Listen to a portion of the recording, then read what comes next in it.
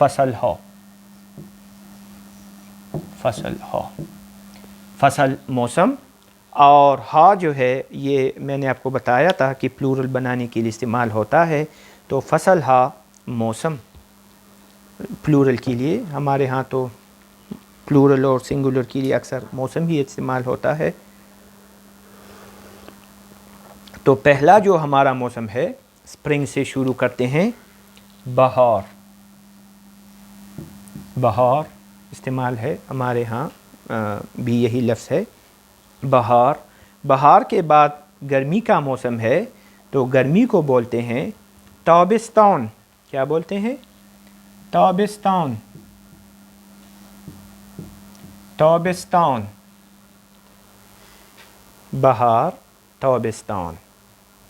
गर्मी के बाद ख़ज़ान का मौसम, तो ख़ज़ान को पाइस, बाज़ दफ़ा ख़ज़ान भी कह लेते हैं, लेकिन ख़ज़ान तो वैसे भी हमें आता है, तो हम जो है वो पाइस का जो है वो सीख लेते हैं, पाइस। और उसके बाद जो है सर्दी का मौसम है, तो उसको बोलते हैं ज़मिस्तान। ये चार बड़े मौसम के नाम हैं, बहार, ताबिस्तान, अगर आपके लिए मैं लिख दूं गर्मी, ख़ज़ान और सर्दी। तो ये चार मौसमों के नाम हैं। हम सेंटेंस में इन मौसमों के नाम सीखने की कोशिश करते हैं। یک سال چند فصل دارد، دارد رکھتا ہے، یہ جملہ ہم نے سیکھا ہے، یک سال چند فصل دارد۔ آپ اس سوال کا جواب لکھیں، بہت آسان ہے، یک سال چند فصل دارد۔ ایک سال کتنے موسم رکھتا ہے؟ تو اس کا کیا جواب ہوگا؟ جواب ہوگا یک سال چہار فصل دارد، ایک سال میں چار موسم رکھتا ہے یا ہوتے ہیں۔ ایک اور مجھے یاد آیا، ہم نے جو امروز کا لفظ پڑھا، امروز آج کے لیے، بعض دفعہ اردو میں اس سال کے لیے جب ہم لکھتے ہیں اس سال، تو اس کے لیے استعمال ہوتا ہے امسال۔ تو یہ جو ہے اردو میں بھی موجود ہے ام کا لفظ، تو اس سال کے لیے بعض دفعہ استعمال ہوتا ہے امسال۔ امسال فصل اچھی ہوئی ہے یا امسال گرمی زیادہ ہے، تو یہ اردو میں بھی اس کا استعمال ہوتا ہے۔ پھر ایک اور سوال پوچھا جا سکتا ہے اس سے ملتا جلتا کہ یک فصل چند ماہ دارد، ماہ مہینہ، ایک فصل یا ایک موسم کتنا مہینہ رکھتا ہے؟ آپ اس کا جو ہے جواب دے دیں کہ یک فصل 6 ماہ دارد یا 4 ماہ دارد یا 5 ماہ دارد، جو بھی مناسب ہے۔ بہار اور خزاں کے لیے کم مہینے ہیں، اور گرمی اور سردی مختلف علاقوں میں زیادہ اور کم ہیں۔ ایک اور سوال پوچھا جا سکتا ہے، حالا تابستان است، حالا ایک اور لفظ ہم نے سیکھا، حالا تابستان است۔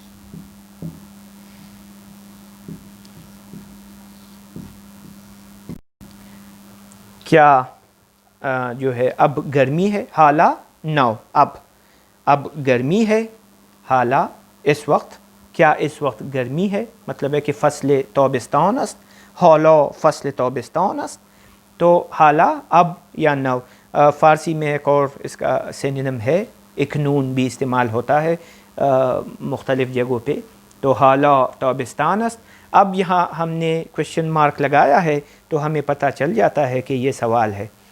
اگر کویشچن مارک نہ ہو تو پھر یہ جو ہے ہم پھر لہجے سے پتہ کریں گے کہ حالا فصل تابستان است، تو مطلب یہ ہے کہ آپ سے پوچھا جاتا ہے تو آپ بتائیں گے کہ کیا اب جو ہے گرمی کا موسم ہے، تو آپ کہہ سکتے ہیں کہ بلے حالا فصل تابستان است، یا آپ کہہ سکتے ہیں کہ نہ خیر حالا فصل باران است.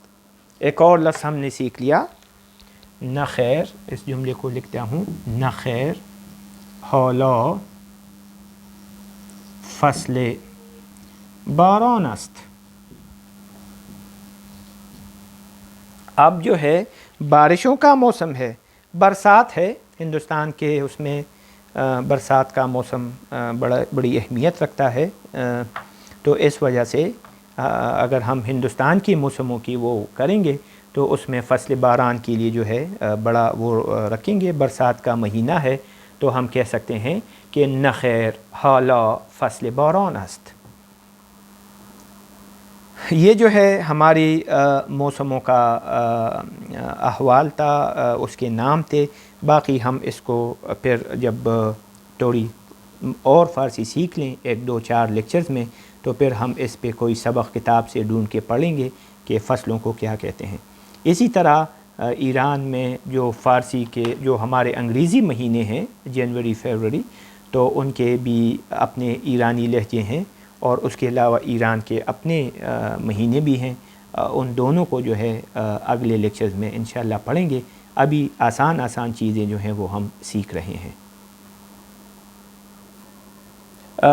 اس کے بعد ہم فارسی زبان کی ایک اہم جو ہے آسپیکٹ سیکھ لیتے ہیں اور وہ ہے مرکب اضافی, یعنی کہ 2 الفاظ کو جو ہیں وہ جوڑ کے پڑھتے ہیں.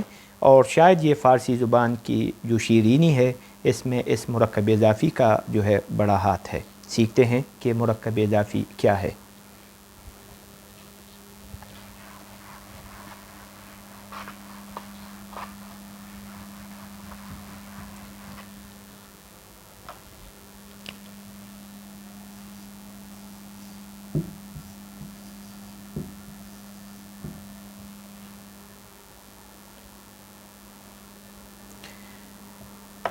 مرکب اضافی میں 2 اسم ہوتے ہیں اور اس کو زیر یا کسرے کی مدد سے جو ہے ایک دوسرے سے جوڑا جاتا ہے اور اس میں ایک دوسرے سے جو ہے ایک تعلق پیدا کیا جاتا ہے. مثال میں دیتا ہوں کتاب من. کتاب من کیا ہے اس کا مطلب؟ میری کتاب. بہت آسان ہے. کتاب من میری کتاب. من جو ہے میری یا میں, ابھی اس کو بھی سیکھ لیتے ہیں. بہرحال اتاق درس. اتاق ایرانی فارسی میں کیا بولیں گے؟ اتاق درس. اتاق درس. اتاق کمرہ, درس پڑھائی کا کمرہ, کلاس روم. اتاق درس. تو اس میں مرکب اضافی میں کیا ہے؟ 2 اس میں 2 حصے ہوتے ہیں اور دونوں اسم ہیں اور ایک دوسرے کے ساتھ تعلق پیدا کرتے ہیں. ہم پڑھتے ہیں پدر پرویز. پرویز کا پدر پرویز. تو یہ کیا ہے؟ پدر پرویز. بعض دفعہ مرکب اضافی میں 3 یا 4 اس کو بھی جو ہے کنیکٹ کیا ہوا ہوتا ہے. اردو میں بھی یہ رواج ہے اور ہم اردو میں 2 الفاظ کو تو کنیکٹ کر لیتے ہیں. 3 یا 4 کی مثالیں اگر شاعری میں ہیں تو وہ ہوں گی, بہرحال اس سے زیادہ نہیں ہیں. اردو کی مثالیں جو فارسی ہی سے آئی ہیں, آخر کار. بہت لوگ اس کو آخر کار بولتے ہیں, یہ ہے آخر کار. اردو میں استعمال ہے اس کا بہت زیادہ. آخر کار. آپ یہ کہہ سکتے ہیں این کتاب من است. یہ میری کتاب ہے. این کتاب من است. این اتاق درس است. یہ جو ہے یہ کمرہ پڑھائی کا ہے. تو اس جیسا مثال میں آپ بنا سکتے ہیں. آرامگاه اقبال در لاہور است. آرامگاه بالکل آپ معنی سیکھ چکے ہیں. آرامگاہ اقبال در لاہور است. آرامگاہ اقبال در لاہور است. علامہ محمد اقبال جو شاعر ہیں اردو اور فارسی کے بڑے شاعر ہیں, تو علامہ اقبال کی آرامگاہ یعنی کہ مقبرہ لاہور میں ہے. در میں, در لاہور است. اور اس وجہ سے ایران میں جو ہم علامہ اقبال ہیں ان کو اقبال لاہوری کے نام سے جو ہے اس سے جانا جاتا ہے. لاہور سٹی سے, اگرچہ علامہ محمد اقبال سیالکوٹ میں پیدا ہوئے تھے لیکن اپنی زندگی کا بیشتر حصہ وہ لاہور میں گزار چکے ہیں, اور لاہور ہی میں اس نے اعلیٰ تعلیم حاصل کی ہے, اور جو ہے اپنی پڑھائی کی خدمات جو ہیں وہ لاہور ہی میں زیادہ تر دی ہیں اور لاہور ہی میں دفن ہیں. تو اس وجہ سے ایران میں اس کو اقبال لاہوری جو ہے اس کے نام سے جانا جاتا ہے. ایک اور مثال میں دیتا ہوں. پرچم ما قشنگ است. پرچم ما قشنگ است.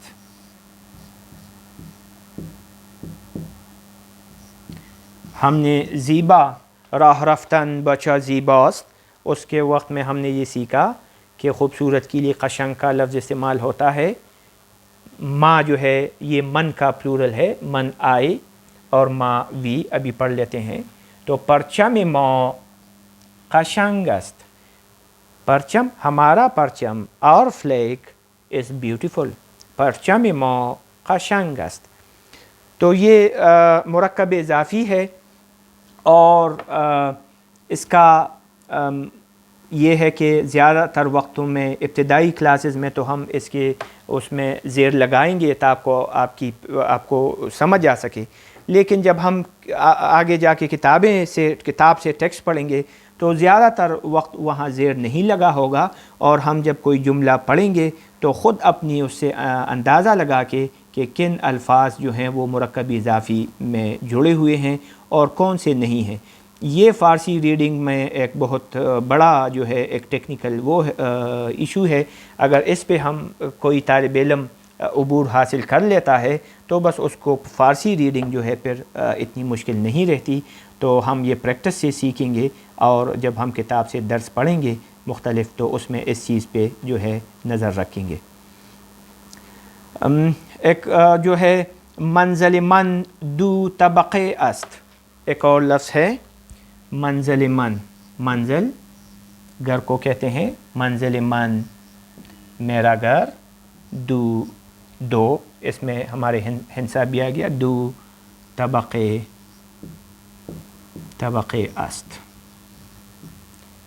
میرا گھر, یا ہم یہ بھی کہہ سکتے ہیں منزل ما ہمارا گھر. دو طبقے است, دو جو ہے سٹوریز ہیں, دو منزل ہیں, دو اس کے جو ہیں سٹوریز ہیں. تو یہ جو مرکب اضافی میں کیا ہم نے سیکھا کہ زیر کی مدد سے دو الفاظ یعنی کہ دو اسم کو ملایا جاتا ہے, اور پہلا جو ہے وہ دوسرے کی طرف منسوب رہتا ہے. اردو میں بھی اس کا استعمال ہے, اس لیے اتنا مشکل نہیں ہے. اس کے ساتھ جو ہے ایک اور ہے مرکب اضافی کے ساتھ. اگر ہم مرکب اضافی کو مثال کے طور سے کاٹ کے اس کو مرکب توصیفی لکھ دیں, یعنی کہ زیر کی مدد سے ایک ایسا لفظ جس کو دو اسم جس میں صفت شامل ہو جائے تو پھر اس کو مرکب توصیفی کہتے ہیں. نام اگر آپ کو بھلے یاد نہ بھی ہو, تھوڑی پریکٹس کر لیتے ہیں, یہ چیز ہم سیکھ لیتے ہیں.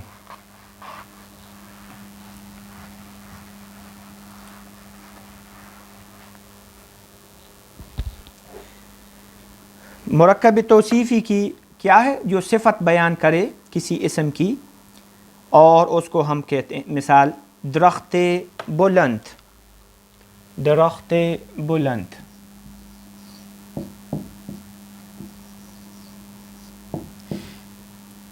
اونچا درخت. تو یہ بلند کیا ہے؟ درخت بلند. بلند اس کی صفت بیان کر رہا ہے تو ہمیں پتہ چل جاتا ہے کہ یہ مرکب توصیفی ہے اور زیر ہی کی مدد سے اس کو جو ہے لگایا گیا ہے. نان گرم. نان گرم، نان روٹی، نان گرم گرم روٹی. تو یہ زیر کی مدد سے جب ہم مرکب کوئی صفت لگاتے ہیں تو اس کو مرکب توصیفی کہتے ہیں. فارمولہ وہی ہے، دونوں اس کو لگا دیا جاتا ہے. عباد آپ بتائیں مرکب توصیفی کو انگلش میں کیا کہتے ہیں؟ انگلش گرامر میں اس کو ایڈجیکٹو بولتے ہیں. جی بالکل، انگلش میں اس کو ایڈجیکٹو بولتے ہیں اور یہاں فارسی میں اس کو مرکب توصیفی کہتے ہیں. لباس سفید، وائٹ ڈریس، لباس سفید.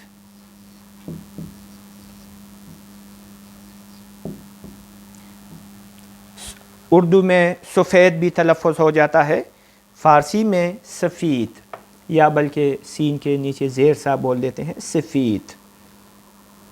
بلبل قشنگ. قشنگ کا لفظ بارہا استعمال ہو رہا ہے.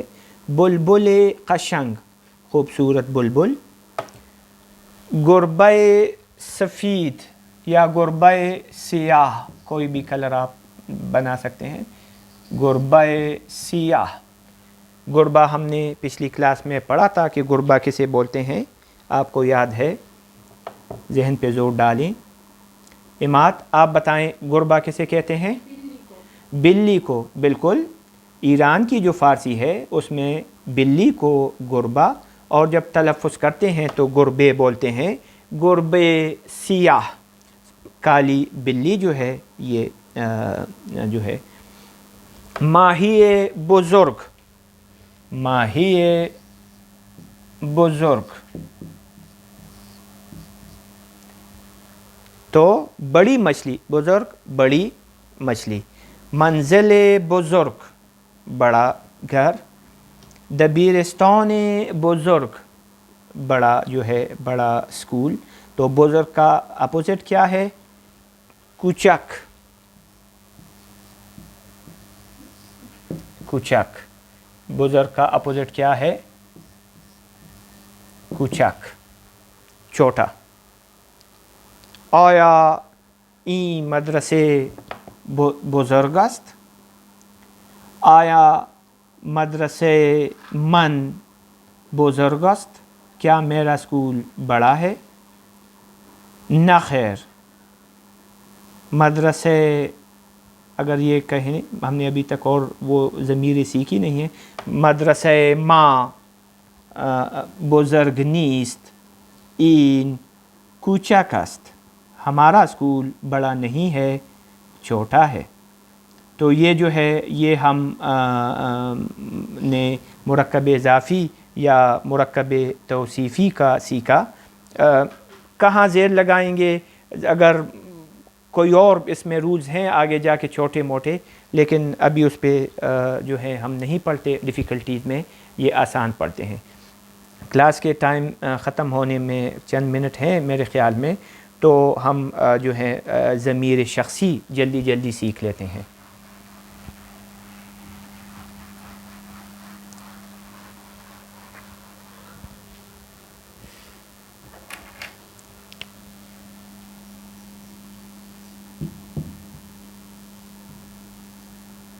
ضمیر شخصی انگلش میں اس کو پروناؤنس بولتے ہیں، اور جو ہے آگے ضمیر کی جمع ضمائر بھی ہے. تو ضمائر شخصی یعنی کہ لوگوں کے لیے، شخص یعنی کہ لوگوں کے لیے استعمال ہونے والی ضمیریں. تو آسان کر لیتے ہیں اپنے لیے. اس میں ایک ہے سنگولر اور پلورل کو من اور ما. من ہے آئے، انگلش میں نے لکھ دیا آئے، اور یہ جو ہے وی، ہم. من میں، ما ہم. اس کو انگلش میں فرسٹ پرسن کہتے ہیں، فرسٹ پرسن سنگولر اور فرسٹ پرسن پلورل. اردو فارسی میں، اردو میں اس کو جو ہے من اور ما کو جو ہے متکلم کہتے ہیں، بولتے ہیں۔ واحد متکلم، متکلم کلام عربی سے نکلا ہے، واحد بولنے والا، اور جو ہے پلورل جمع متکلم۔ اس کے بعد دوسرا ہے وہ ہے تو سنگولر اور پلورل ہے شما۔ تو یو مطلب یو سنگولر والا اور شما پلورل یو۔ تو یا تم اور شما آپ۔ لیکن اس میں انگریزی کی طرح جس میں سنگولر کا لفظ جو ہے وہ اب استعمال میں نہیں ہے یو میں، تو اس طرح فارسی میں بھی چونکہ بڑی دلکش اور مہذب زبان ہے، تو اس میں تو کا استعمال بہت کم ہو گیا ہے، اور شما یعنی کہ آپ کا استعمال جو ہے زیادہ تر وقت میں وہ آپ ہی کا استعمال ہوتا ہے۔ بھلے آپ کسی بچے کو یا کسی اپنے سے چھوٹے کو بھی پکارتے ہیں تو شما کا لفظ مطلب کہ آپ کا استعمال ہوتا ہے۔ تو اس کے بعد ہے او۔ شما کیا ہے؟ یہ سیکنڈ پرسن ہے، اور اس کے بعد ہے او۔ او کیا ہے؟ Third person, he she it والا، تو او ہی ہے۔